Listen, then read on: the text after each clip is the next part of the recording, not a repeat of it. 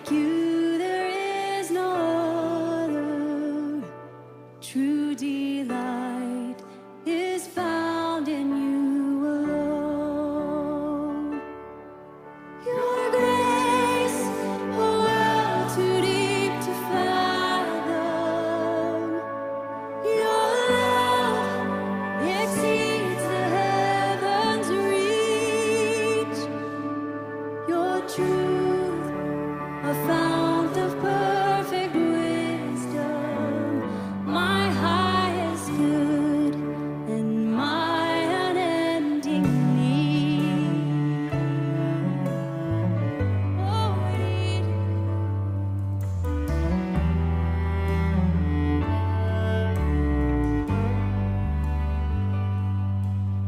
oh Lord, my rock and my redeemer, strong defender of my weary heart, my sword to fight the cruel deceiver, and my shield against his hateful darts. My song when enemies surround me, my hope when tides of sorrow rise, my joy when trials are abounding, your faithfulness, my refuge in the night.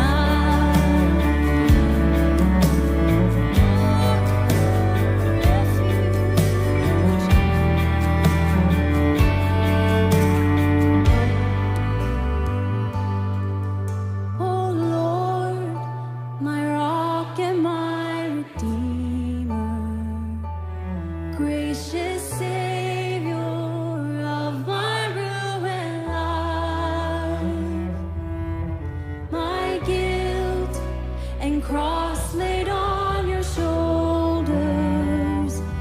In my place, you suffered, bled, and died. You rose, the grave and death are conquered. You broke my bonds of sin and shame.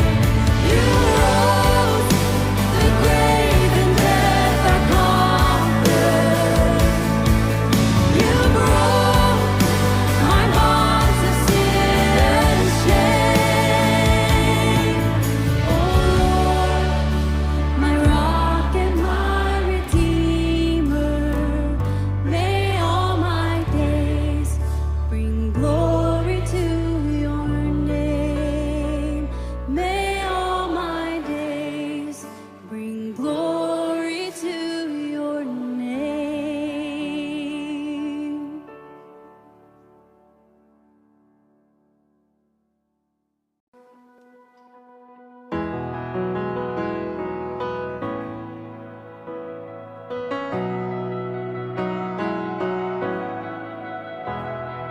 There is no song we could sing to honor the weight of your glory.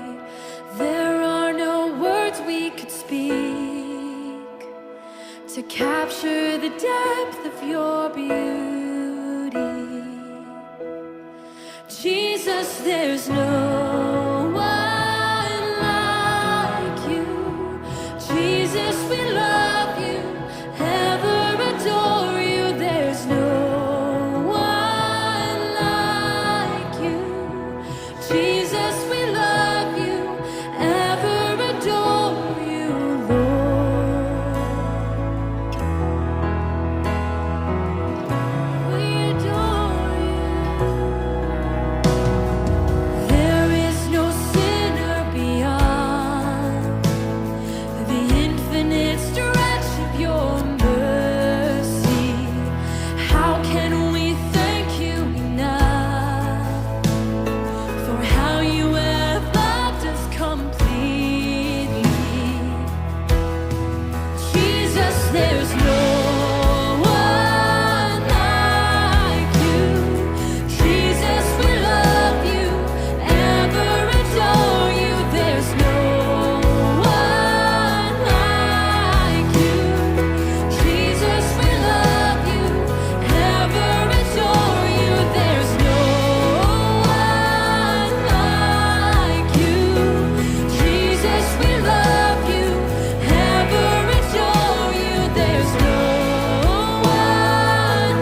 Father, focus our hearts and minds now upon the beauty of what is found here in Hebrews and the way that our Lord has truly gone before us, and He has blazed the trail so that we can rest in that and that we can just simply pursue Him. Open us up to the things that the writer gives to us here. They're good words, sometimes a bit difficult in this chapter, but necessary for us. So open our eyes to them, open our hearts to receive and submit to them. I pray for the ones who aren't able to make it, who are ill, the ones who are facing difficult decisions before them. In all of that, we ask for grace and mercy as well as wisdom. So bless us in your Son's name. Amen. All right. So before we go, I'm going to limit it this way, not trivia questions. Do you have any, because I want to finish this before I disappear on my sabbatical. So as Grayson said to me, so you really think you're going to finish Hebrews? I'm like, I'm going to finish Hebrews. So questions that are actually a question, not just kind of an idle interest.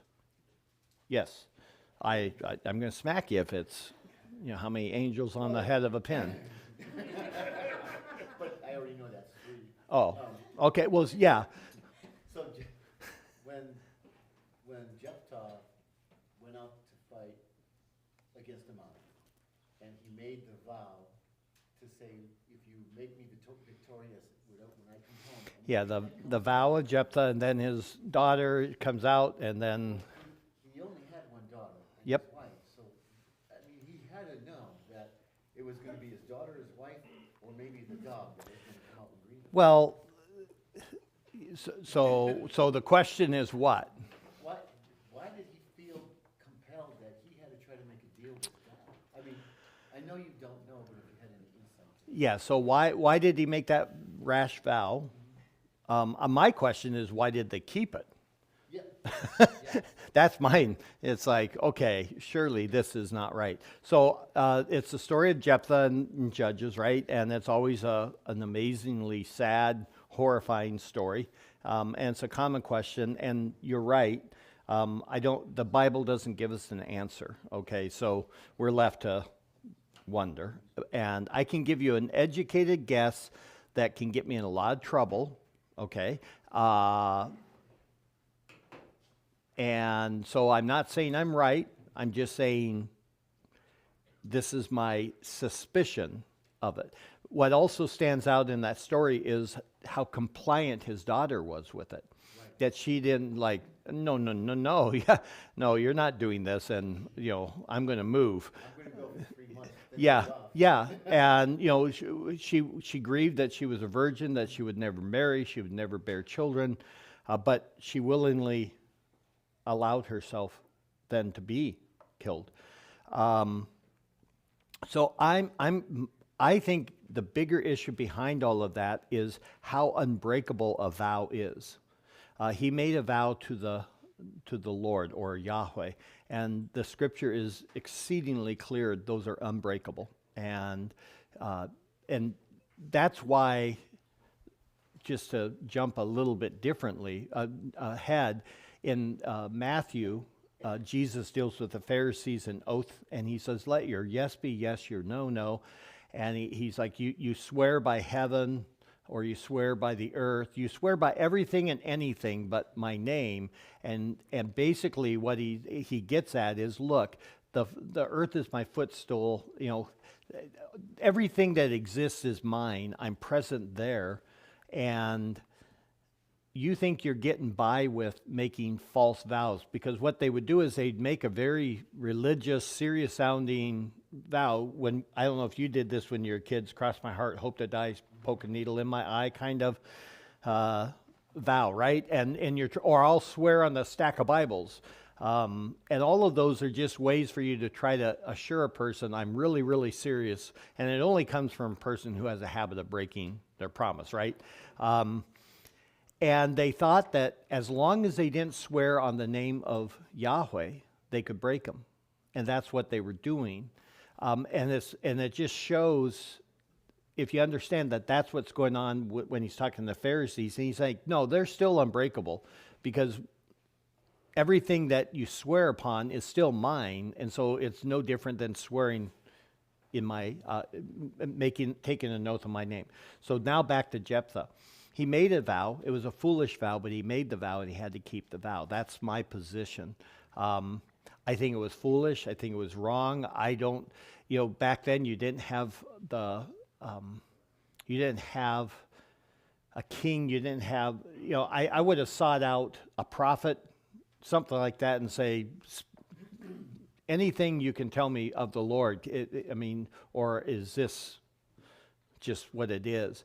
But the very fact that he was groaning and horrified because he realized what had happened, in that day, oftentimes the animals would live with them. And so he was thinking some animal's just going to come out and I'll just sacrifice it. And I think the story exists there, one, to show you how bankrupt Israel was already, and second, to show you the folly of just rashly making vows. They sound wonderful and they sound like you're a really godly person, and look, God calls you on it. And it's almost like he was, it just struck me he was making a deal with God. well, he was, but it was that's not inappropriate there. To just simply make that vow, and he just shouldn't have made the vow that in the way that he did it. And the Lord showed him exactly how brutally bad that vow was. And I think it's also noteworthy that because she submitted to it, that she also understood that it was an unbreakable vow. The one thing that stands out in that whole story is nobody is saying no. Right. They're all saying, "Oh, crud, this is horrible," but they follow through it, and so that's my position. Others would just simply say, "Yeah, it just shows how stupid he was. Not only did he make a foolish vow, but then he foolishly followed through with it. The life of a person is more valuable than that." And I would give pushback on that. I do think that, but I also have pushback on that with us, that, when you have people who make vows, they're doing it very, very foolishly, and should stop doing it. Let's just put it that way. So that's my answer. Okay? Yes? What do angels look like? Okay, say that's a little bit louder. What do angels look like and why? You can send her the link, and what was it? It was some Norwegian or Danish or... The relevant magazine thing that... Oh, you saw it too? Yeah, they were trying to... They actually had some artists who did a very literal picture of what maybe an angel looked like, and it was a freaky thing with a little moving eyeball and everything. We don't know what they look like. We only know they're terrifying. Because they are exceedingly powerful. An angel is a warrior. Well, the vast majority of them, that's what they are. They're warriors. And they're always shown as a male, and they're always shown as exceedingly powerful. There are some different classes. So you have the seraphim and the cherubim, and they're not a little cuddly thing. They got multiple wings and stuff like that. Then you have some symbolic, in some of the more symbolic language, like in Ezekiel, you got them with all these eyes and stuff like that. I don't think that those things are as literal there, just the nature of how Ezekiel's written. But in every one of them, they're extremely powerful, extremely frightening. And they're frightening because they're beyond our comprehension. We only know what... Have you ever seen, like, a giraffe in real life? Up front and close. I've seen them always in a zoo, but I had a chance to go out on the Serengeti on a, what do you call those things? Safari. And I don't know what it is about the Serengeti, but they got a lot bigger there. I'm sure they're the same size as the ones in the zoo, but I'm like, oh my goodness. And then they started to run, and they didn't look like they were going very fast, but there was nothing catching them. And then we had a whole herd of elephants. And again, I became very humbled at the sheer magnificence of that creature. And that's just a dumb elephant. So imagine you're minding your own business, and all of a sudden, an angel shows up with a flaming sword, and boom, you're going to be scared. But we don't know actually what their actual appearance is, because whenever they seem to appear to us, they're always as males, and at times they just look like men. So Abraham entertained a couple of angels along with the pre-incarnate Christ, and they just were men. So how's that for a really lousy answer? Okay? Huh? They're not human. An angel is human? No, I just said this, I thought that was just me, You thought what, though? that they were human. Yeah, no, they're a spiritual creature that can take on flesh in some way or another, at least the appearance of flesh, which is, without trying to be too inappropriate, so when they go to Sodom, the guys are trying to get with them because they look like men and they want to be with them, and to the point that they're trying to, after the angels strike them blind, they still are trying to go and rape them. And that's another one of those stories. It's like, okay, well, how about my daughter? Take her. Yeah. There's some, and you're like, what? And then Lot is called righteous, and you're like, I've got some problems with this whole story. As a father of daughters, that's not your backup. Sorry. You ever wonder what goes on in my brain? No. But you don't want to. I do have another, and I hope I don't get slapped, but this is one that's been bothering me a long time, and I just want to get your take on it. And I got to be careful that I try not to offend anybody, but you have, with today's movement as far as people with climate and the environment and saving trees and saving the earth, when you really investigate Baal and Asherah, Mm-hmm. it's like, I'm looking at this and wondering, is this a modern day version of honoring Baal and Asherah? I mean, and I'm talking about people who were way over the top, where they put the environment and the earth above anything else. Is the modern day environmental movement in some ways similar to Asherah and Baal? Yeah. By the way, kudos on saying Baal and not Baal. Thank you. I don't know. How's that for worthless? I mean, the Asherah, they were usually in groves of trees up on a high place, meaning a hill of some type, but they were also basically sexual. They were a fertility cult. Weather, fertility, crops. Yeah, well, but all of that is fertility. They need the rain, they need the sun, so they can grow the crops, and that's what the whole fertility thing. So not just having babies, it's also abundant food, and they can live. The Baals, that's just kind of God. That's just a name for a generic name for God, and then they'll have one for the water, one for the mountains, one for that. It's in one way or another they are worshiping the creation, and they're assigning these various things that they see in creation that are powerful and awe-inspiring and necessary. They're making them into small gods. So in that sense, there'd be a connection back, but I wouldn't go much further than that. What I do see, though, is, and someday we'll get into this, I got to convince Matt Miller a bit more on it, but we'll get into some of these things on our podcast, too, of just with the rise of, with the demise of a Judeo-Christian worldview of any type within our nation, it has to, because we have, we've all been made in the image of God. We carry within us a need to worship. We're all by nature worshipers. We just worship everything but the true God. And so with the loss of anything resembling a Judeo-Christian perception of reality, we're just replacing it with sheer paganism. So Wicca, witchcraft, Druidism, all of these pagan things that Christianity literally pushed out and pushed to the periphery in places like Europe are now fully back and embraced in every way, shape, or form. And that's happening here in America too. So much of the rise of your New Age is just this a new form of paganism, and with it, a worship of the earth and Mother Earth, and Gaia is one of the ways they'll do it, and see that the earth itself is a goddess and that we need to worship her. You'll get that all the time in the areas around Seattle and Portland.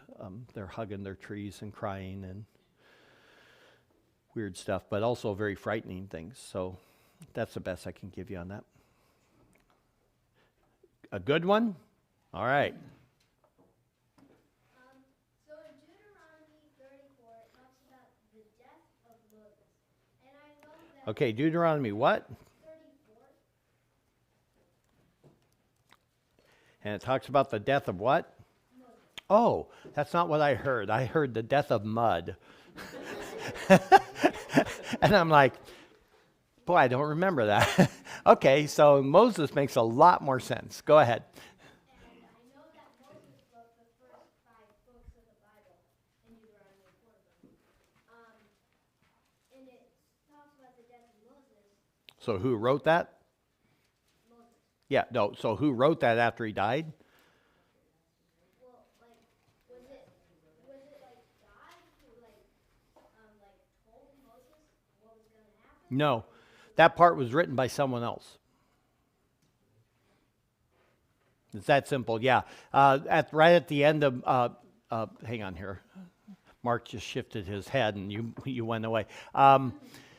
That part, that very end part where it records his death and stuff would have been written by someone else. They believe it was Joshua, but we don't have any knowledge. That's all. Good. That's really good observation. Very good observation. Anything else? Yes. Oh, they're getting younger. Yes.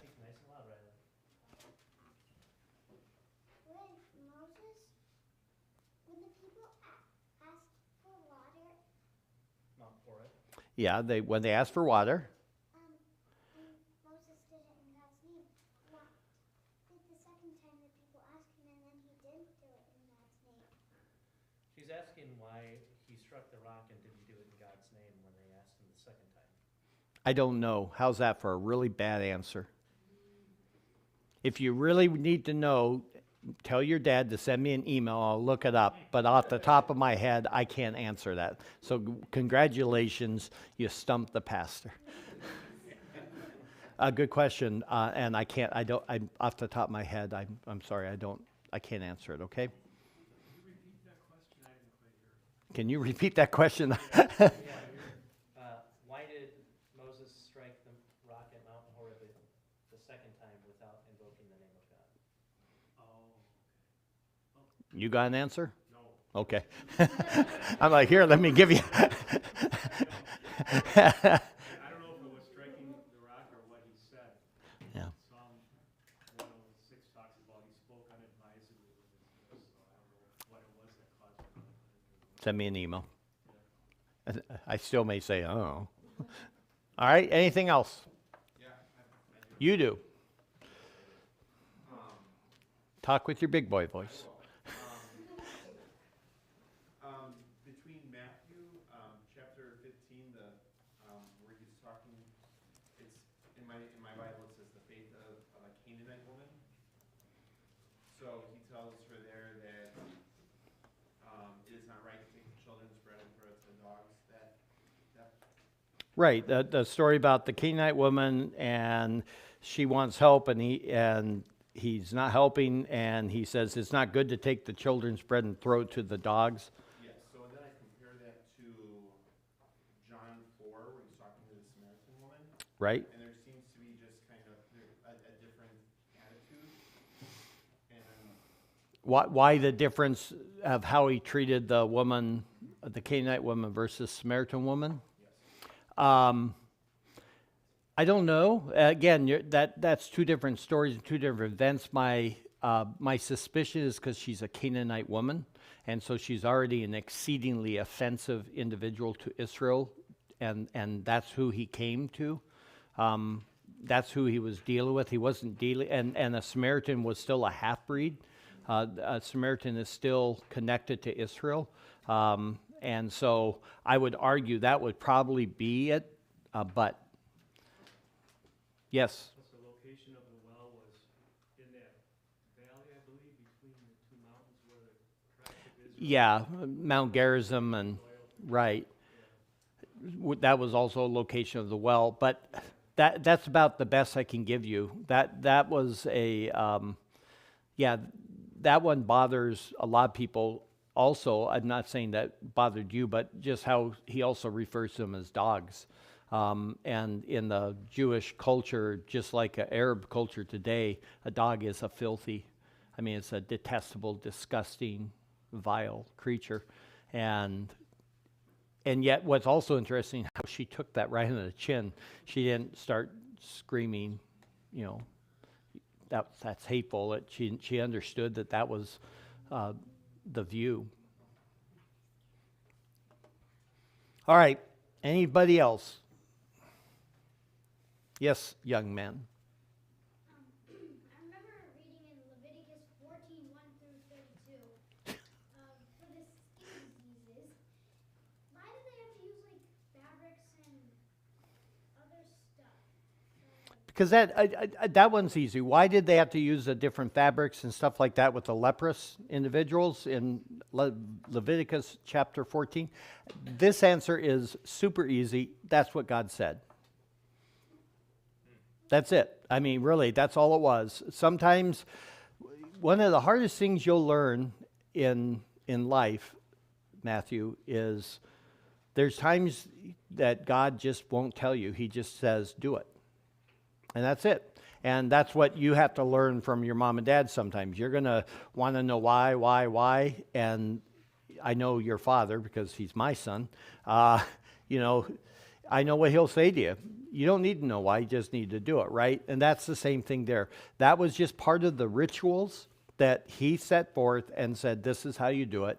And I don't think that it's wise to try to read deeper or try to find some hidden I'm not saying you would do this, Matthew. I'm just saying some people read that and then they try to find some super deep meaning behind the use of this fabric or the number of times they do it or things like that. I think it's just simply this is what God said you had to do, and part of it was the ritual, and when you obeyed God and you did it the way God said, he would honor that. And that's all it is. Just do it because that's how I said to do it. Because obviously he could say, twirl around 5 times and then go to a priest and it'd be maybe fixed, right? Do you know the story? Who was the guy? It was Naaman, right? The leprous. And he was told, go dip himself in the river. And his servant showed wisdom because he's so offended. And he's like, look, what's unreasonable? Just go dip yourself. And then when he did, he's healed. Again, why? Well, it signifies our baptism, the cleansing of the... No, it doesn't. Just go dip yourself in the water and obey, and the leprosy is gone. But if you listen to sermons on that one, almost always they'll somehow connect it to baptism and the cleansing of Adam's original sin and blah, blah, blah, blah. And you're like, or go dip yourself and it'll be fixed. So, okay. All right, let's go to Hebrews 12. We barely got into it, but the stuff we got into is there's a lot there.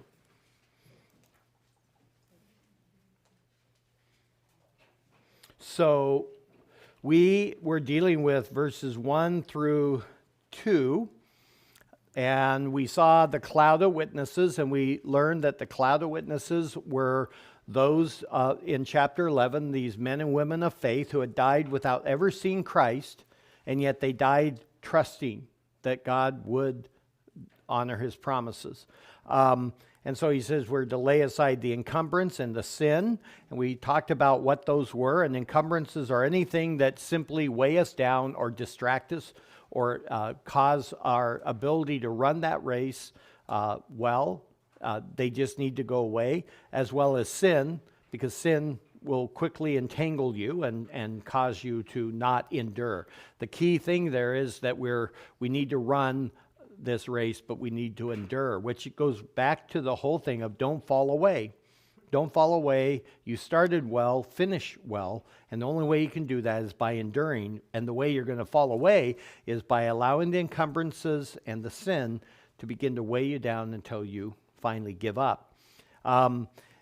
He also talked about we're to be in the state of fixing our eyes on Jesus, and he's described in my translation as the author and perfecter, the author and finisher. There are some other ways it's described, but the idea that he is the one who begins our faith and he is the one that completes our faith. And that's basically where we left off.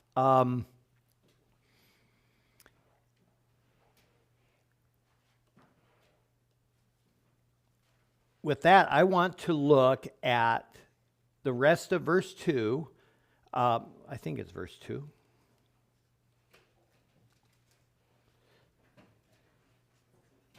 Yeah, verse 2, and he gives 4 descriptors or 4 qualities about Jesus as our author and finisher of our faith. And so he gives this relative clause, and he says these things about him. So the relative clause starts with the word who.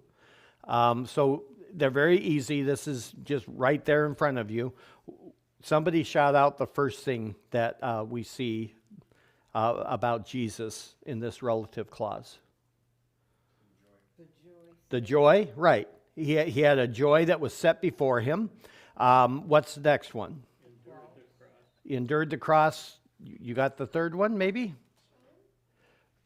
Well, not about, what about the shame? Shh. Yeah, he despised the shame. He hated it. He gave no regard to it. We'll talk about it in a second. And then one last thing. Nope. Just sat down. Yeah, he was then seated, okay? So the author and the finisher, or author and perfecter of faith, he's marked out as having joy set before him. He endured the cross, he despised the shame, and he has sat down, okay? And specifically at the right hand of the Father. So this joy set before him, somebody with a good voice, how about you, Bob? You're up close too. John 17, 1 and 2.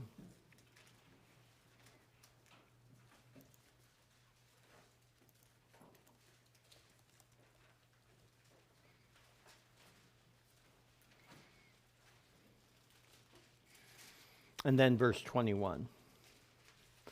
This is a prayer, Jesus prayed just prior to his death. We often call the other prayer the Lord's Prayer, but it's not. It's not even really a prayer. It's an example of how we should pray. This is truly the Lord's Prayer, and it's a fascinating one. Okay, 17, 1 and 2. Yes. These things Jesus spoke, and lifting up his eyes to heaven, he said, Father, the hour has come.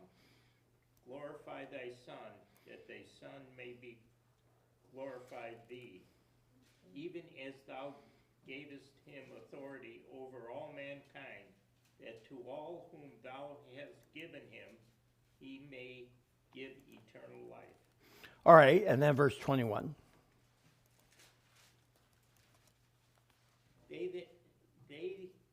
That they may all be one, even as thou, Father, art in me, and I in thee, that they also may be in us, that the world may believe that thou didst send me. Okay, so part of this joy, what is the joy that's set before him? What is it? There was something that he fixed his eyes on. That's what you want to understand, okay? He ran the race already. He's the one that did it. And he's the author of our faith and finisher of our faith. And then we have this description of him. And he has this joy that's set before him. What was that joy according to John 17, really especially in verses 1 and 2? What is it? The Son may glorify you. No. His eyes to heaven. No. He said, Father, the hour has come. That the Father has come, and then you skipped over the key part. Glorify your Son. Glorify your Son. Yeah, glorify your Son. What did Christ do when he came and became man? What did he lay aside? His glory. And so no one could see him for that. They saw him as a man. They saw him somebody that they could put on a cross, right? And yet that one moment that he peeled away his flesh, so to speak, on the Mount of Transfiguration, and he's shown with an exceedingly great whiteness and brightness. The Greek in there, it just piles up the words to try to say how bright and glorious he was. And it was terrifying. I mean, they were afraid with what they saw of him. And so what he's saying is, it's time. It's time now for me to receive my glory again. And that's the yearning, and then that intimate relationship of the Father and him, and he and the Father in verse 21 that it talks about. Because there is, again, this laying aside of this intimacy in some way, to the point that when he's on the cross, what does he say on the cross? Why have you what? Forsaken me. And yet, can there be anything more intimate in a relationship than the Trinity? And yet somehow that occurred, and yet through all of that, there was going to be then this glorification again, where he could take up who and what he truly was in its fullest sense. And so a lot of mystery in that, but understand that that's part of what's going on. So Grayson, would you read Philippians 2:8 through 11?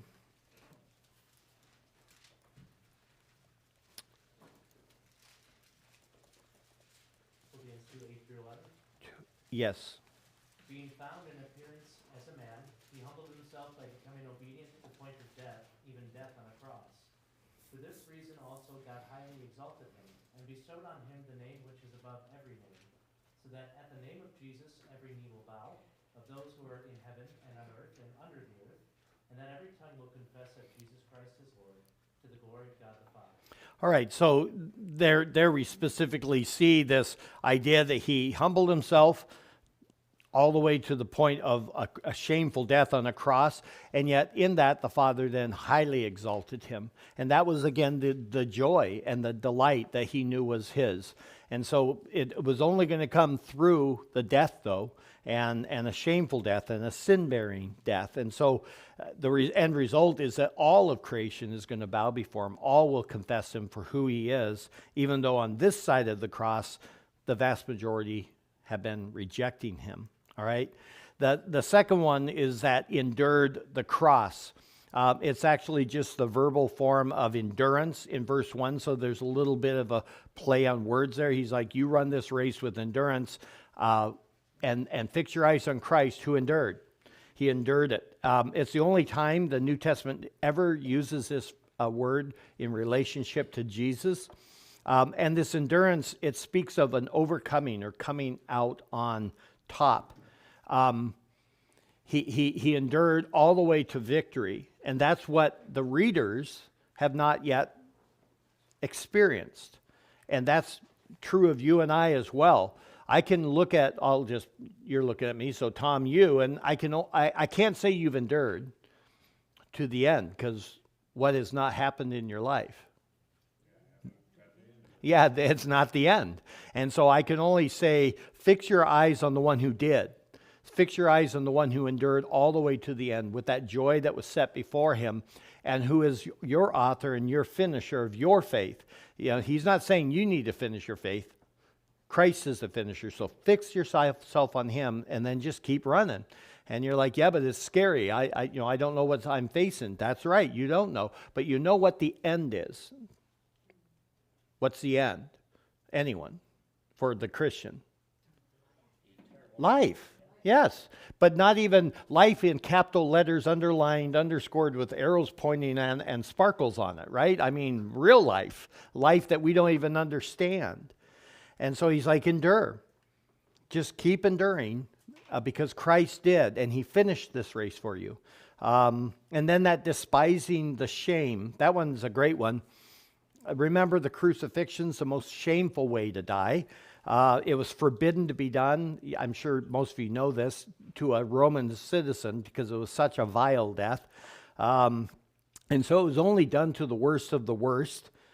And what Jesus did when he faced that, he despised it, meaning he scorned it.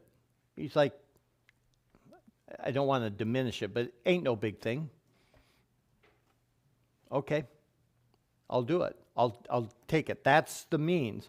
So what do you think is the point of that? Why is he letting us know that he despised the shame? What do you think the point is? So we won't do sin and think that it's good. So that we won't do sin and think it's good? I don't think so. That should motivate us to a holy life. But I want you to think some more. What's another possible reason that he's saying, he's telling them? Keep the context, Matt. Louder. To set an example of things that Christians may encounter in their lives. Okay, give me something, a pretend specific. I'm not good at that, but That's not true. You're really good at it. maybe. I don't know. There could be a moment in your life where you are struck with something where it's like, hey, I could either, stay true to what I believe, or I could bring shame on myself, my family, my culture, whatever it is. But I'm still going to be faithful to the cross. What am I going to choose? Right? Okay, so there's a chance that we ourselves will face those opportunities where we face the shame of the cross, of our faith, our profession, and in light of that, what ought we to do? Yeah. No, what ought we to do? I'm asking you. Oh, following Christ's example, Which was? which was to bear it. Well, he didn't bear it. Well, to despise. Despised it, right. He's literally counted as nothing, scorn it. Does that make sense? So, again, most of you, if not all of you, have not really ever faced true hardcore, I know I haven't, persecution for, but more and more in our nation, the whole Christian faith is a shameful thing. It used to be that a Christian, first thing you did if you ran for office is you start going to some church and get membership, and you always went for a big church and whatnot. Nowadays, you don't need to. It's better that you not belong to a church if you want to make it big in politics. The shame of the cross is rapidly coming our way, and that's exactly it. He's telling these men and women that he's writing to, look, you're running a race, and you're going to face the shame. And so fix your eyes on the one who kept the eye on the prize, which was past the shame and the death, and give no fear over the crucifixion, and literally count it as nothing. So we're going to have the opinion of the world come upon us, and we're going to have that choice. And I thought you said it very well, Matt. When confronted with the opinion of the world, we have to ask, will we obey what the world is calling us to do, or the Father? And for Christ, there was just no question. That's an easy answer. We're going to follow him. All right, and then the sat down. The imagery of that is what? Yeah, I'm done. He sat down. He's finished the race. He's now in heaven. What's our goal? To be there with him. Our desire, our focus is Christ. He's there. But the difference is that in his race, he brought the forgiveness that we now have. In his race, he had brought us the access to the throne room of God, right? All the things we've learned. In that race, he brought us this new covenant, this constant intercession of a high priest who cares for us, bears us along. All of these things he did because he ran that race first. And now we are simply called to stay the course. We don't have to earn it, right? We can't earn it. We've already been given those things, so just run and run well. That makes sense? It's actually a very encouraging thing as you think about. So then in verse 3, let me get to that book. He says, "For consider him who has endured such hostility by sinners against himself, so that you will not grow weary and lose heart. Now, this is the very first command, actually, in this section. So he's now giving us the command, and it's something that the Bible does a lot in the New Testament, is it wants you to not act first, it wants you to do what? What does the word consider mean? Think. Yeah. And the one my favorite one is Romans 6. He gives chapter 5 and half of chapter 6. They're just a series of indicatives, facts about Christ and what Christ did, and then facts about us. And in no point is it anything that we're supposed to do. And then finally, halfway through Romans, he says, therefore now consider yourselves to be dead to sin, but alive in Christ. Then he says, and do not present your bodies as instruments of unrighteousness. Before he gets to the physical action, he wants you to start thinking. You got to figure out that because you're in Christ, then sin no longer has reign over you. If sin has been killed because you're in Christ, then you are to remember that and then begin to act. In the same way, the writer here says you need to give careful thought, careful deliberation, meaning you ought to make it your job to learn these things and think about it. Consider Christ. Let your mind dwell on Christ. We tend to get off of Christ and onto ourselves way too quick. And if you doubt me, just listen to the prayer requests, right? How many, Aunt Edna's and sore this and job interview and blah, blah, blah. I'm not saying that any of those are wrong. I'm just saying how often are those the things that we're praying about and we want others to pray about, and how little do we actually fixate our mind upon the person and the work of Jesus Christ. And I would argue that the better that we see Christ and the better that we fix Christ in our mind, the more stable we are. And a lot of our fears just begin to become almost embarrassing to us because they just don't mean anything. What's the word? I mean, I've actually told people who are in my office frantic over the years, and they're like, well, I've got this and I might die. I said, right? So I still don't understand what your concern is. Now, I'm being a jerk purposely. Pastorally, I'm being a jerk, okay, when I do that to them. And they're looking at me aghast, and they're like, are you not listening to me? I might die. I said, I got that. I understand. So what's your point? And they're like, if you don't understand that, I don't know. I said, so you die. What's the big whoop? I mean, I still don't get what is it that you're freaking out over, that you're so filled with angst and fear, and you may die, yes, and you have no say in that. I hate to break it to you. Your life is in the hands of the Lord, and just so you know, before you knew you had this, your hand was still in the hand. Your life was still in the hand of the Lord, and it's a good place to be. Where is your hope? And that's where it starts to reveal how little our hope oftentimes rests in Christ. He's going to bear us along. He will bring us to the end. And so what's on the other side of it? The other side is true life. And we're afraid to lose the life to gain the life. And it's like, there might be fear. I understand that. And that's when then I start to be unjerky to them. But I want them to be shocked. I want them to be confronted, because it's like, you're fighting and you're angry and you're terrified, but you're terrified of what you claim has been your hope. So something is broken there. Let's see if we can fix that. So what are we to consider? See in verse 3, what is it that we're supposed to consider? Bob, nothing from you. Sorry. Look at that and say, what is it that we ought to consider? What are the things about Jesus? Kurt, not Kurt. Clark?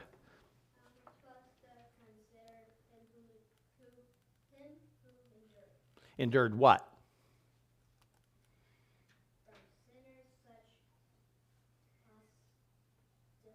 Yeah, hostility. You know what that means? If your hostility is a hatred that wants to hurt you. If I'm hostile toward you, it means I don't like you and I want to hurt you. I want to harm you. I want to kill you. I want that kind of a thing. So if you hear about a hostile crowd, they're not just people standing around you. They're the ones, let's kill them, let's get them, let's beat this guy up, okay? And so he endured hostility. What else? Claire?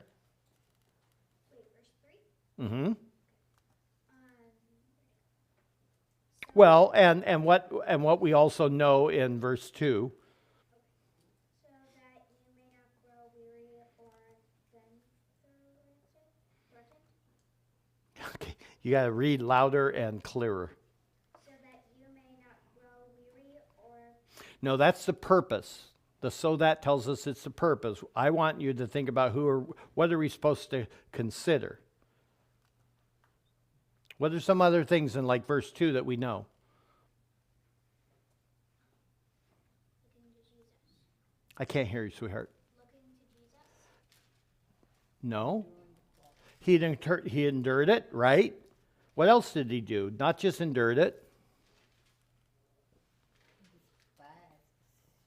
He despised it. Yeah, let's summarize it more easier. He overcame it, right? He didn't just endure it. He overcame it, and now where? Where is he?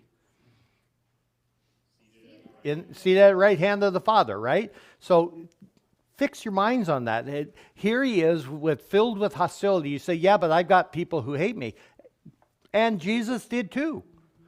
And he endured it. And he's in heaven, and that's where you're heading. So endure. Keep this in your mind.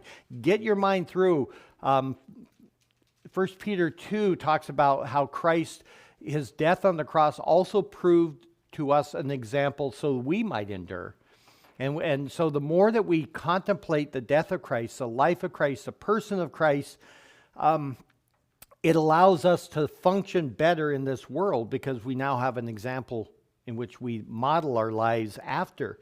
So we have to learn to keep Jesus in mind because we're going to be facing these persecutions and these struggles. There's this understanding that the Christian race is hard. It's tiring. It has hostility. It has persecution. It can cause you to become diverted or fearful. And what he wants you to understand is, look, there's real temptation to slow down. Let's not rock the boat. Let's be wise here. Let's be clever. And he's like, go back and look at Jesus. Every time you're thinking, maybe I ought to do this or that, why don't you stop and say, well, or I could look at Jesus, and how did he handle it? Does that make sense? And I think you'll find yourself consistently challenged. The guy I always appreciate who's not Jesus is Daniel, right? I mean, he's forbidden to pray. So he throws open, on his hour of prayer, he would just throw open his windows. Like, yeah, that's not going to happen. You and I, if you're like me, I'm thinking, well, we'll just keep the windows closed. They don't need to be looking in. Well, I can pray in my heart. I don't need to pray out loud, right? And he's just like, yeah, no, not doing that. I either am for him or I'm not, and he throws open the windows, but he was also content, just like Shadrach, Meshach, and Abednego. Anyone know their actual names? I can never.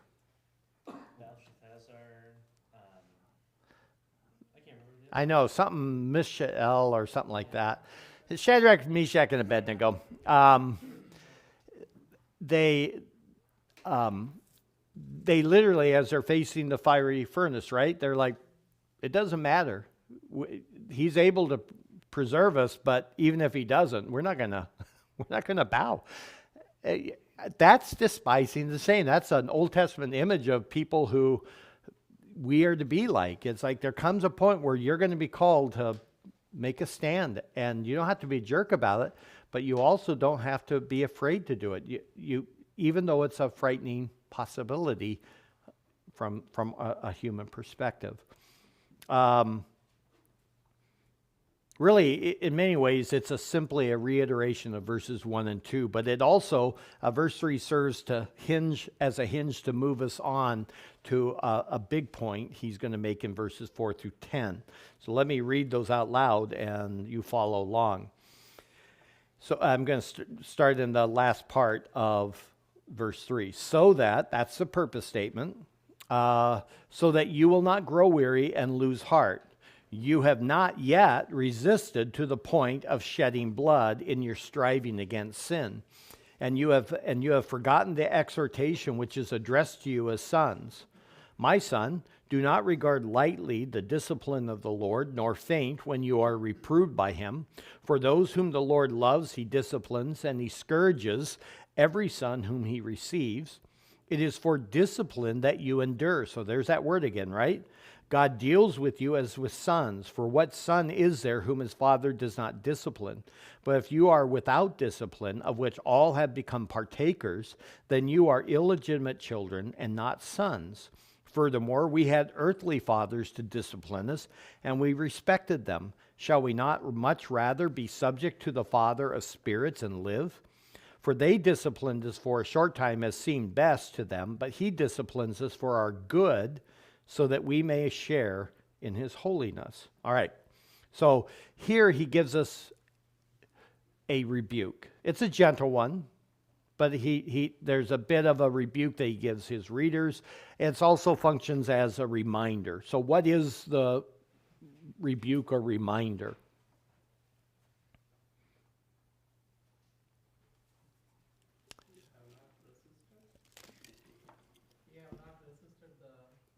Boy, I can't hear you. Well, a little bit more than they have not resisted the sin. Read a little bit more. How far have they not resisted? There's a point that they have not. Yeah, the shedding of blood. Yeah. Okay. So what that's what it says. What's he mean by that? Well, no, because that they haven't yet come to their end. You haven't been crucified on a cross. Okay, I think that's somewhat like it. You haven't yet been stuck on a cross yet. So, but behind all of that, there's something more that he's saying. Think about what you say to your kid when he falls down and he gets a little scrape on his knee and he's throwing a fit. Yeah, you're not dying. Yeah, my favorite statement to all my grandchildren when they are like that or they think life is hard is I just say, life is hard and then you die. Get over it. Welcome to it. But that's what he's saying is, look, you can almost hear him saying, yeah, but it's been really hard. He's like, yeah, show me the blood, right? How many times have you ever told a kid, one of your children, they're like, it hurts. Are you bleeding? Is there a bone sticking out? No? Then you're fine, right? You just rub it off. You're fine. The whole point of it is they have not yet really suffered as bad as they think. But if you listen to people, we all tend to think that, right? We think that our situation is horrible, is really, really bad. If only you understood how bad it was, you would really have sorrow. I like this writer. He talks my talk. It's like, it's just not that bad, guys. You've not yet suffered to the point of shedding your blood. So you may be imprisoned, you might have lost your possessions, and you're like, well, that's bad. Yeah, but you're not hanging, as you said, on the cross. It's not that bad. So what do you think he means by striving against sin? He says, you have not yet been to the point of shedding blood in your striving against sin. So he now modifies that shedding of blood. He says it's in your striving against sin. So what do you think he means by that?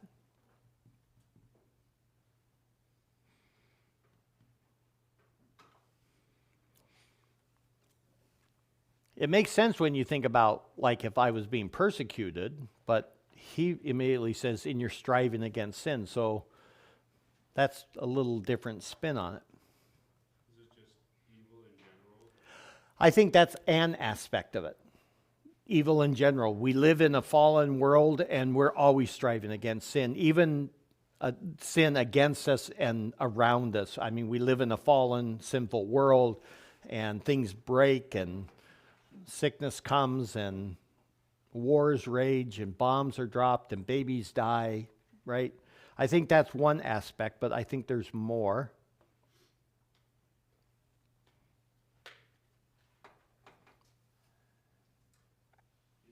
If that's one aspect, you should be able to flip that around and come up with the other side. What? Well, no, I'm not so. I was thinking just disbelief in general. Disbelief in general in the sense that, like, if you truly did believe God and His promises, then, or if you don't believe that, then. Okay, a lack of faith because you're not believing. I think that's a subset. Yeah, I could go with that. I would go word it differently and a little bit more broader than that. How about this? How many of you have gone to the point of shedding blood in your battle against your own sin? Yeah, nobody's raising their hands, right? And yet we're like, oh, the temptation is so strong. And so what that really means is we got tempted once and we kind of fought it, but not that hard. And then we gave in the next minute. And I'm really struggling. No, you haven't. And you haven't gone to the point of shedding blood. And don't read that as, see, you're supposed to start cutting yourself. That's not the point. It's our battle is not just outside of us. Our battle is within us, right? The battle is still that sin that remains and that temptation to give up and not to endure. And again, you can imagine, keeping the readers in mind, how they are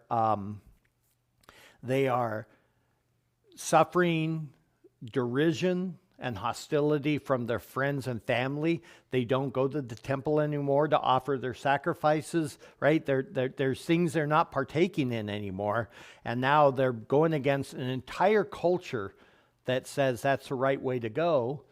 And for centuries, it was the right way to go. And now they're saying no. Can you imagine the temptation to go back to these old ways, the old covenant, and, let's deal with it that way. Somebody sins and they're like, you need to go make a sacrifice. No, I just need to confess to my Lord. Well, no. Again, there's all of that in play in this passage. So, the imagery of resisting and striving, though, are not athletic, but rather it's words that would be used to depict a fierce battle. So what does that help us see by way of the imagery used in verse 1?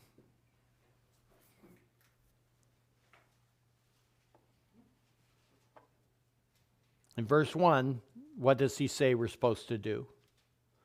We run the race with endurance, but how? And sin. Okay, so if you keep it only as a race, it's kind of a casual affair. We're running along. Oh, I guess we got to put that one off, and we're still running along, and we'll put that one, and we'll put this sin away. But now he's describing the striving and he's using battle words, and so it's not just stripping it off casually as you think about it. It's I got to get ready for battle. I'm in a fight, and I don't need all of this other junk on me. I remember, it wasn't anything awesome, but I remember one of the several fights I got in as a police officer where I really regretted having my gun belt and all the other garbage I had to carry on me, and I had my bulletproof vest, and you can't breathe good in that thing. And I'm in a fight, and he's wearing shorts and tennis shoes and a t-shirt, and I got all this garbage on, and I'm like, I could really use a little more freedom of movement here. That kind of a thing, you want to just pull those things off so you can really get into it and deal with what you got to deal with. That's kind of the idea of We need to see that this race we're in, we're not playing games. We got to strip these things away and deal with them, and we need to do it in that sense. So now we go to verses 5 and 6. And have you forgotten? There's again that bit of a rebuke. Have you forgotten the exhortation which is addressed to you as sons? And that is, don't regard lightly the discipline of the Lord. Don't faint when he reproves you. For those whom the Lord loves, he disciplines. He scourges every son whom he receives. What do you think the writer is anticipating in writing verses 5 and 6? It's a guess, but Pushback? that we're going to screw up. Yeah. What? Pushback? Push back?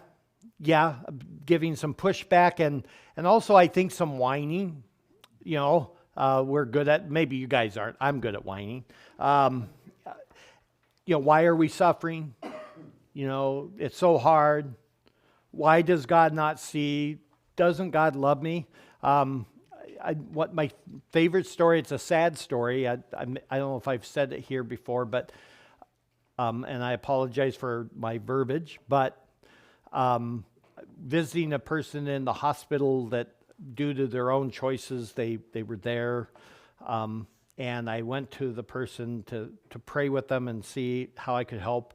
And the person looked at me and just was angry and said, "Why does God keep crapping on me?"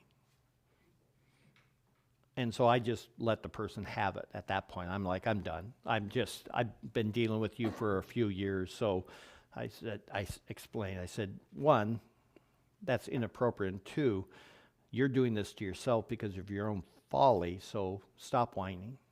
Very pastoral, I know. But that's literally, that person put in words what many people think privately they just don't want to admit. Why me? Why I can never get ahead? Why can't I this? Why can't I that? And you hear it again in prayer requests. You hear it in casual conversations. Somehow God's against me.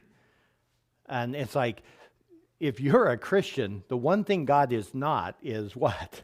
Against you. I mean, he overtly says, if God is for you, who can be against you? He gave you his own son. How will he not give you all other things? And you're like, yeah, well, he didn't give me the raise. Well, then apparently that's not part of the all other things. So there's a rebuke going on here. They've forgotten the scripture. And so again, this is worthwhile to keep. Is he's saying, you've forgotten the word. So it gets into the bigger picture where the author of Hebrews speaks over and over again about remembering what is true and forgetting and not forgetting certain truths that they have learned, right? They forgot these things and then they begin to fall away. The point here is that the suffering, the hardships are not a sign of no love, but in fact, great love. I actually had a conversation with a man over this passage, and years ago, he's like, so I want to know your thoughts on this passage in relationship to me. And I said, okay. And he's like, I just can't think of a time the Lord has disciplined me. It makes me wonder. And so I was foolish, and I learned from this. I actually spent time encouraging him that, you know, I think that it's very possible that it's because you've been faithful and you're growing in your faith and your walk is faithful, and so that's why you haven't felt his hand of discipline, if you will. And he walked away, and it's like, okay, he's now an apostate. And I regret that conversation. I regret it. If you were to come to me today and say, I've never felt the discipline of the Lord, I would say that you should then do some serious soul searching as to what is your hope. The mark of a Christian is that they are disciplined. It is a mark of a Christian.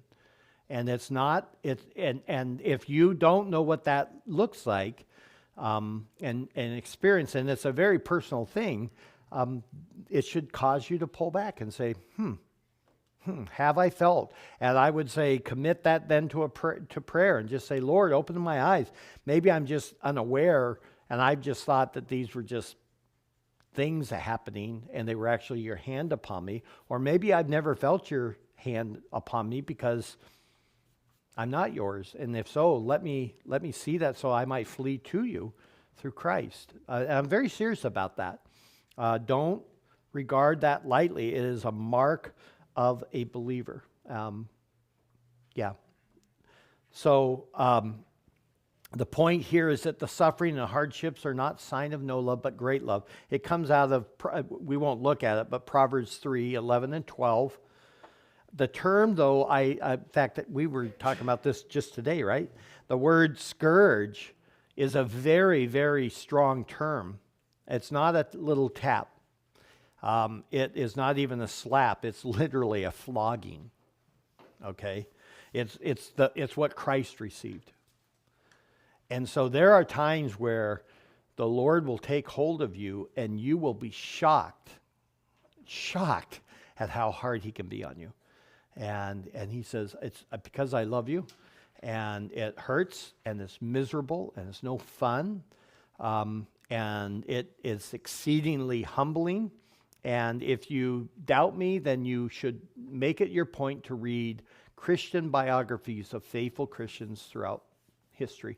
And you're going to discover what that looks like. You're going to find out how different ways that God has taken people in their midst of their pride and their sin, and he brought them low. And it was good. It was horrible. It was painful. It was frightening. It was discouraging. And yet through it all, the Lord brought them out the other side, and they were better for it. And so one of the things I describe as a beautiful image of a Christian is I use the I haven't used this in maybe a decade or so, but a crushed Christian. That's what makes you beautiful, is when you're crushed. We want to be, I'm not saying you want this, but we want the Joel Osteen, right? The perfect hair, the cap teeth, the nice clothes, everything else. That's what we want. What we don't want is a broken, bent over, stuttering, weak person in which the power of God is manifest. We just don't want that. We don't want to be weak and the power of God showing through us. And the illustration I use is I used to go dirt biking all the time in Idaho, and there it's all BLM land, so you can just go shooting down through the deserts and up into the mountains. So me and my buddy would take our dirt bikes, and we'd just go deep into the mountains as far as we could and find some cliff, and we'd be up there and we'd eat our payday candy bar. We always brought a payday candy bar, and we would just sit there and eat it and just enjoy how beautiful it was. And you'd get up there at the top of some of these mountains, and you'd get these twisted, gnarled, nasty-looking pine trees. They're clinging to the side of the cliff, and they're nasty. They're good for nothing, all right? They're just there. And so being teenage boys, what better thing to do than to roll boulders off the cliff, just to see how much damage we could do. So we would just see how big a boulder we could push off, and then we'd try to aim it at a tree. I remember walking up to one of those trees, and I thought, it looked sad, and I thought, I'll just kick it over and knock it down the cliff. That thing didn't even acknowledge my kick. It didn't budge. It didn't anything. It's twisted, barely. It was just a sad-looking Charlie Brown Christmas tree type of thing, but it's twisted. But its roots went deep, deep into the rock, and had been buffeted and beaten by the winds and the snow and starved of water and everything else, and it was still there. That was one tough tree, but there was nothing beautiful about it. And that's in the sense what God does in our trials and our disciplines. He just keeps breaking us down and twisting us into this thing that endures. It's not pretty, but it endures. And I think that it's something you should consider. Don't ever be shocked at how severe your Lord will discipline his children. He will take them not just to the woodshed, but he'll take them out back behind the woodshed and beat them to the inch of their life. So what we describe as a loving God is not what God would describe as a loving God. When we say a loving God would not, you're almost always wrong. You're almost always wrong. A loving God will do these things. Now, he doesn't do it because he's just irritated, right? He's not an unfaithful father. He only disciplines for our good, and always disciplines us for our good. So it's always designed to break us of something bad. And nowadays, and just think in your own parenting, how so many times we're terrified. Well, they won't. I don't want to. They won't love us. They'll this, they'll that. I don't want to teach them violence. And so we just kind of allow children to go their way. Or we've seen such an ungodly expression of that because our father is just an abusive, kind of a oaf that just beats you because he's had a bad day.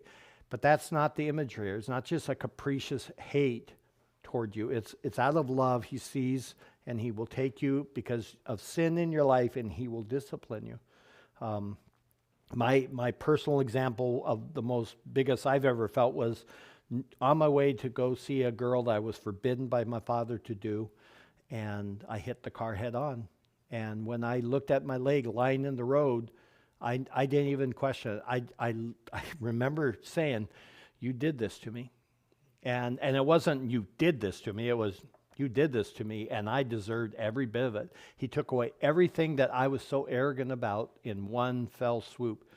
And it was good. I give thanks every time my knee hurts. I give thanks to it. I literally give thanks to it. Verses 7 through 11. He says, "It's for discipline that you endure. God deals with you as sons. For what son is there whom his father does not discipline? But if you're without discipline, of which all have become partakers," note that word "all," then you are illegitimate children and not sons. Furthermore, we had earthly fathers to discipline us. We respected them. Shall we not much rather be subject to the Father of spirits and live? For they disciplined us for a short time as seemed best to them, but he disciplines us for our good so that we may share in his holiness. So the point is rather clear in verses 7 and 8. Just somebody summarize it.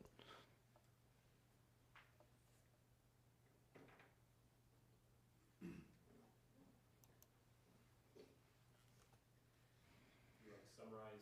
7 and 8, just kind of summarize it.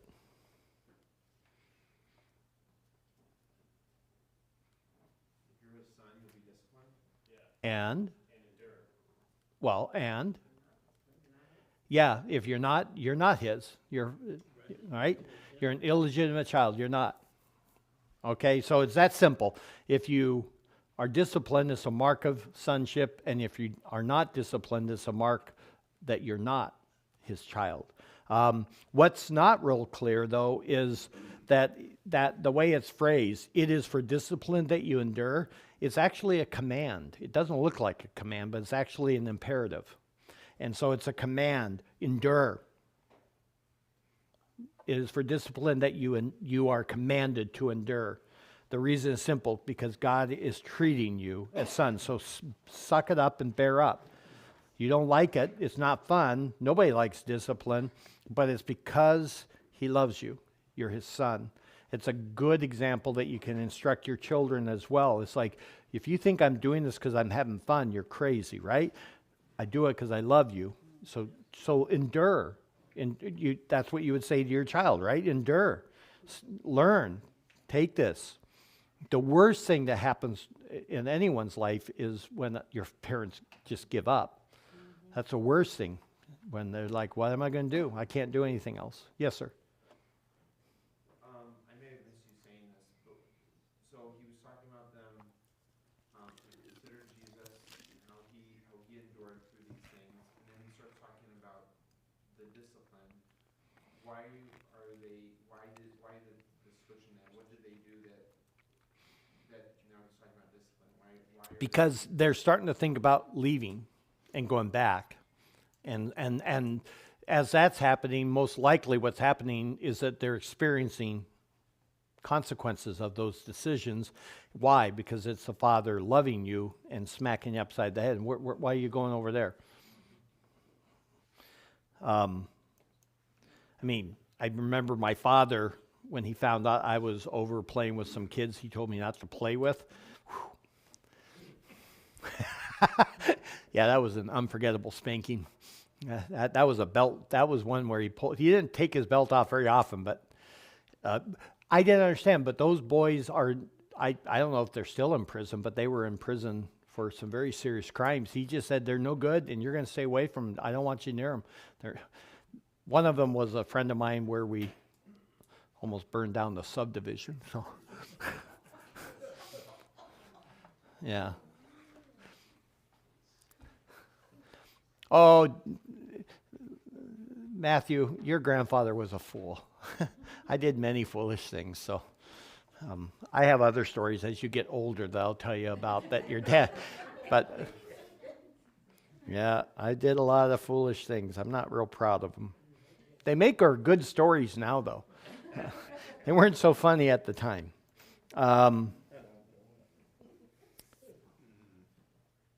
So in verse 9, then he has a how much more argument. If we had fathers on earth that discipline us, then how much more should we endure the Father in heaven who is disciplining us? That's just the argument. That's just how much greater is our Father in heaven.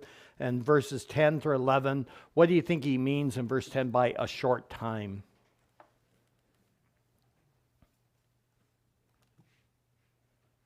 They discipline us for a short time. Yeah, exactly. They only discipline you up to until you became an adult, right? And so it's a limited time, but he will do it for the rest of your. If you want to take the image, we're children here until we finally are brought into heaven, or you can just say we're just always going to be disciplined until the end. That's excellent. What's the difference then between earthly discipline and God's, according to verses 10 and 11? Yes? God's is much worse. Or better, right? I know what you mean by it's much worse. Yeah, it hurts worse. But that's not the answer. I mean, God knows our ultimate good and what we need, unlike earthly fathers whose wisdom is limited, right? Okay, but you're saying it, but let the text say it.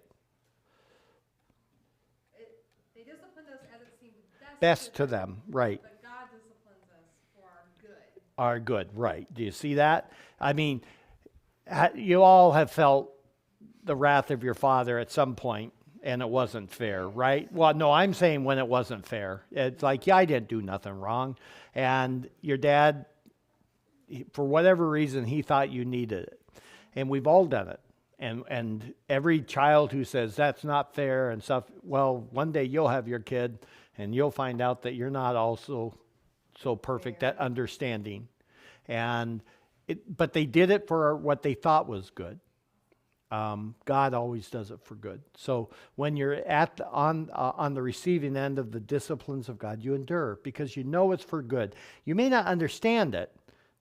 He didn't say you have to understand it. He just says endure it because it's for good. And a lot of times, I only can appeal to you on that of, I think about even as a pastor, things I understand now where I had an older man when I was in seminary say some things to me. I'm just saying not anything specific, but they looked at me and said, you know what, Matt, I would encourage you to think about it this way. And I remember as a younger man in my 30s thinking, I don't know if I agree with that. But you know what I was at least wise enough to do was look at the wrinkles and the gray. And this one man had been pastoring now for almost 35 years at one church. And I'm like, but I'm going to believe him. I don't know why he's saying that. I'm not even sure I agree with him, but I'll trust him on that. And now I look backwards and like, yeah, he was right. But on that side, I couldn't see it, right? How many times have you had that? There's just times where you have to look at a person and say, shut up and just believe me. Just believe me on it. and then let's see it play out. And then you find out, the old guy knew something.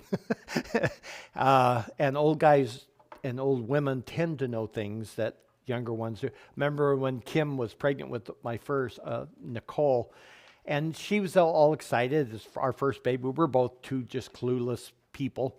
And she went to see my mom, and we went visit mom, and she showed her belly to, you know how women pull their, and she's like, I seem big. I wonder if I got twins. And my mom just with this bored Henry look, she says, "Oh, sweetheart, you're not big." and Kim was kind of disappointed because it was kind of intriguing to think maybe she had twins. And my mom just shut that down without even thought. I'm like, welcome to my mom. She'll tell you exactly what she thinks. But it was just, she's unimpressed, right? She's been down, she had 7 children. She knows what it looks like to be pregnant. Kim didn't know. And that's all that's going on here. We have to trust that he's doing it for our good. And then the discipline in verse 11, that when it's finished, it produces fruit. So this kind of discipline is different than the kind our parents will. Our parents can discipline us, but it doesn't always bear fruit like they want, right? Every mother and father knows the times when they watch children who've gone away, even though they were disciplined. But for the father, once it's finished, it will produce it. Oh, yes, ma'am? When we were coming up, why did our parents tell us it's going to hurt me more than it hurt you? Yeah, and you never believe that, right? Because they don't like it. I mean, I'm sure you got tired of disciplining sometimes your children, right?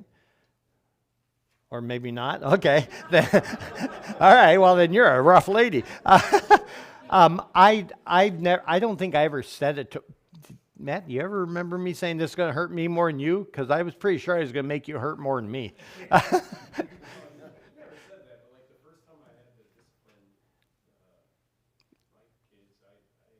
Yeah, you don't like it.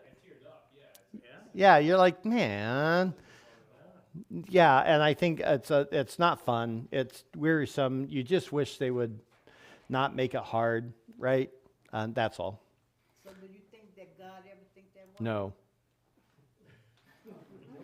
No, I don't think God thinks that because he knows he's not burdened by any weakness or sin, and he knows exactly what he's doing. But he doesn't take glee in it. I mean, either. It's not like he's like, all right, I got to go whooping today.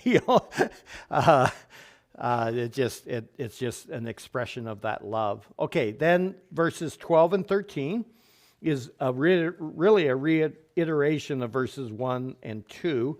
So he says, therefore strengthen the hands that are weak, the knees that are feeble, and make straight paths for your feet, so that the limb which is lame may not be put out of joint, but rather be healed. So he's basically summarizing what he said, run the race. He's like, look,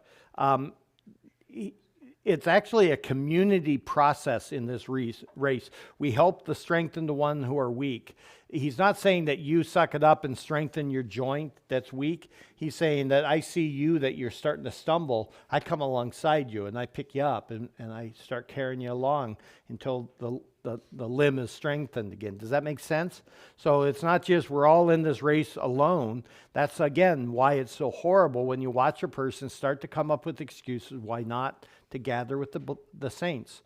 You got to be with each other. You need to be with, and not just with, but you need to be intimately connected to one another. That means you got to get to know each other's business and help each other, encourage each other, because all of us are going to have those points where we start to stumble. Sin starts to divert us. You need somebody to talk to you honestly about what you're doing dumb. That's why I see so often that the family is one of the best expressions of what the church is like. Because a good family, the mom and dad will start to see a kid just struggling, right? And they don't just turn a blind eye. A good parent will always come alongside and say, no. And sometimes they'll yell at them. Other times, they'll sit down and encourage them. Or other times, they'll sit with them and help them. All of that is just very natural in a proper functioning home. The other illustration of the church is always a body, right? If you guys have never read 2 books I could recommend to you, Fearfully and Wonderfully Made. It's an older book from you read it? I've heard of it. I don't know. Oh, I've heard okay. of it, though. Fearfully and Wonderfully Made, I think it's Yancey and Brand. Dr. Brand is now with the Lord. He was the man who discovered Hansen's disease. Do you know what that is? It's leprosy. Yeah, and he discovered what it was because we thought it was a rotting disease. It's not. It's a nerve disease. And so you stop feeling pain. And because you stop feeling pain, you don't, if you're doing a push broom, you're constantly moving your hand because it starts to get sore, and you don't even notice that your hand just automatically feels the pain and adjusts. But a leper doesn't know it's hurting, and they just keep pushing the broom, and pretty soon they get a sore, and the next day they'll push that broom again because that's their job, and they'll just do it until it's infected, and pretty soon the hand is infected. And he worked in India. And he would talk about how he would have to train the lepers to do a full body scan every morning. It was just part of their routine. They had to look at their body and just check everything for any sores, any redness, any sign. And then he helped invent different shovels and brooms and stuff like that because many of these people were outcasts and they were menial laborers, and so ways that he even developed a kind of shoe that would help take the pressure off the heel and stuff like that so that they could walk and not develop sores. But he talked about one dear patient of his who woke up and was weeping and came and found him and showed his finger was missing, and through the night a rat ate it, and he didn't even know it because he has no feeling. But he then takes that and talks about how it's also an illustration of sin and what sin does to you, and it deadens you and it destroys you. But the other book he wrote is The Gift That I think it's called Pain, The Gift That Nobody Wants, or it's The Gift That Nobody Wants, Pain.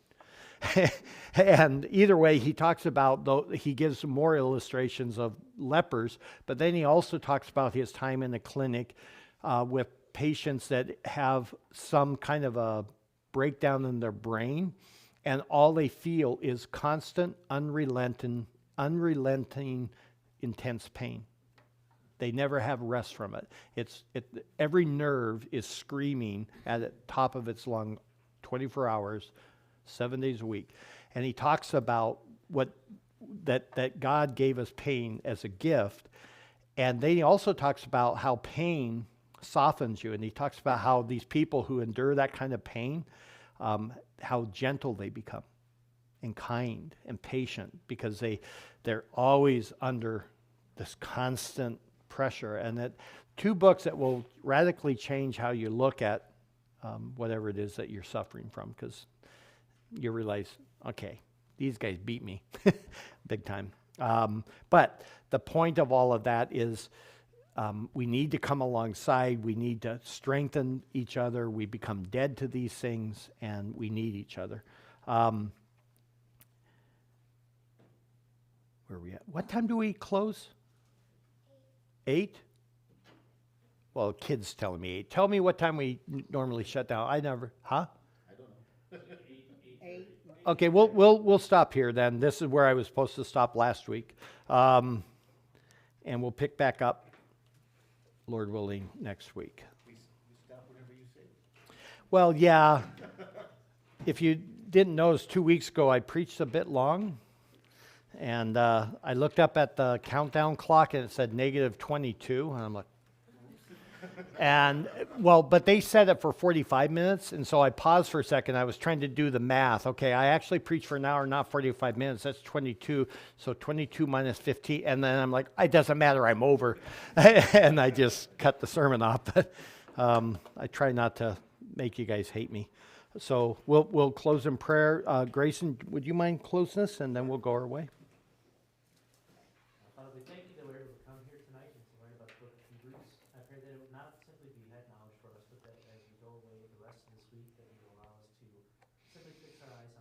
Mm. I thank you for his sacrifice and for the mercy we have in you as our Heavenly Father. Pray that everyone get home safely